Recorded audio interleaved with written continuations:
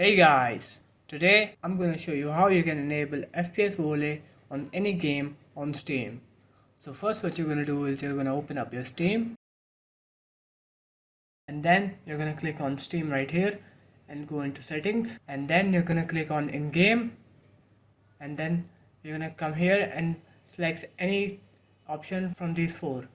So I'll select top left because that fits me the best, and turn this on. This will help with the contrast of the overlay, and that is it.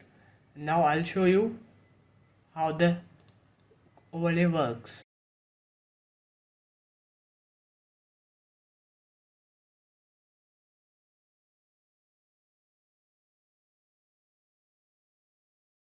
So here you can see the overlay. I think this is the best overlay there is. It is very small and minimal. It doesn't distract your eyes and it works perfectly. So that is it guys. If you found this video helpful, do leave a like, comment and subscribe to the channel, and I will see you in my next one.